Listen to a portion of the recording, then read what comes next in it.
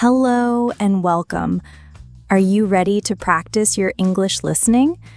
Today, I have a story for you about an amazing and unlikely friendship. Deep in a harsh winter, a lone wolf, cast out from his pack, stumbles upon a small, lost bear cub. These two are natural enemies, so can they learn to trust each other just to survive? Let's begin our story. The wind was a cruel artist, sculpting the snow into sharp, unforgiving shapes across the vast white canvas of the northern forest. For Kyle, a wolf whose gray coat was thin and matted, the wind was a constant reminder of his loneliness. It howled with the voices of the pack he had lost, a chorus of accusation and sorrow that chased him through the skeletal trees. He'd been exiled 3 moons ago. His crime wasn't weakness or betrayal, but ambition that was seen as a challenge. He had questioned the alpha's decision during a hunt that went wrong, a hunt that cost the pack a valuable elk. In the wild, how things look is how they are, and Kyle looked like a threat. The alpha, a scarred and powerful leader named Boren, met his challenge not with a fight, but with the cold, final judgment of exile. Kyle was driven out, marked as an outcast, and forced to face the coming winter all alone. Loneliness was a new kind of cold, one that seeped deeper than any frost. It was in the silence where the playful yips of his packmates should have been. It was in the gnawing hunger that came from hunting by himself, a task so much harder and more dangerous than hunting with the coordinated strength of a family. A single wolf might take down a rabbit, maybe a sickly deer if he was lucky, but it was never enough to feel safe. Starvation was a shadow that stalked his every step. Kyle moved with a purpose born of pure desperation. His paws, once strong and sure, now ached with the cold as he trudged through the ever-deepening snow. His world had shrunk to the brutal necessities of survival: find shelter, find food, and avoid the other, larger predators who saw a lone wolf not as a rival, but as a meal. He remembered the warmth of the den, the press of bodies curled together against the long, dark nights. He remembered the shared howl, a song of unity and strength that echoed through the valleys. Now his own voice felt trapped in his throat, a silent scream against the indifferent sky. The pack had been his life, his identity. Without it, what was he? Just a ghost of a wolf haunting the edges of a world that no longer had a place for him. The first flakes of a blizzard began to fall.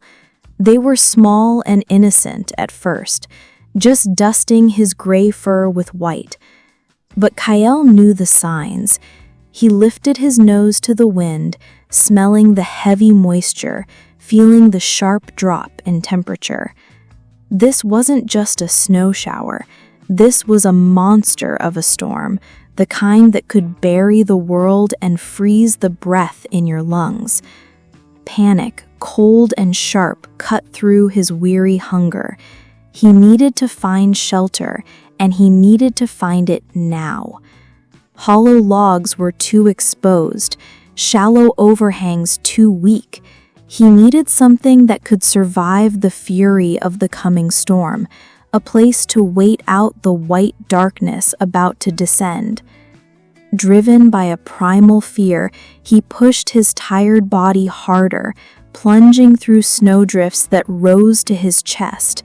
His pale yellow eyes scanned the landscape, searching for any sign of refuge, a cave, a deep rock crevice, anything. The wind was roaring now, tearing at him, trying to pull him down and bury him. The world was disappearing into a swirling vortex of white.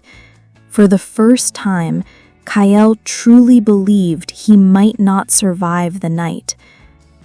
Through the blinding chaos of the storm, Kyle caught a scent. It was faint, almost lost in the icy blast, but it was there. It wasn't the scent of prey or any predator he knew.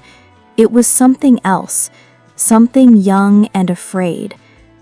Curiosity and a desperate hope for anything other than this lonely death guided his paws.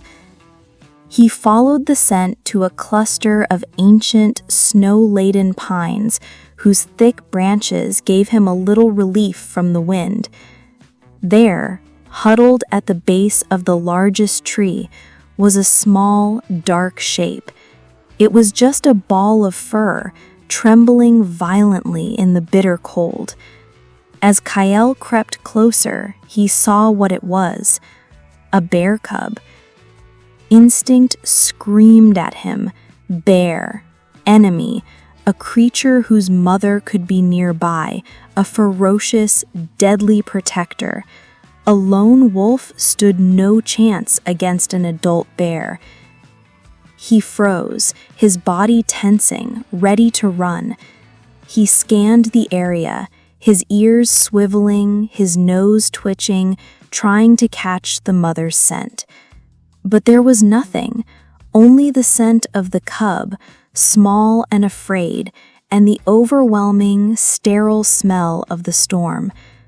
The cub must have heard him. It lifted its tiny head, its eyes wide with terror that mirrored Kyle's own fear. It let out a small, whimpering cry, a sound so full of distress and loneliness that it struck a strange chord deep inside the exiled wolf. It was the sound of a creature utterly alone, facing a world it couldn't survive.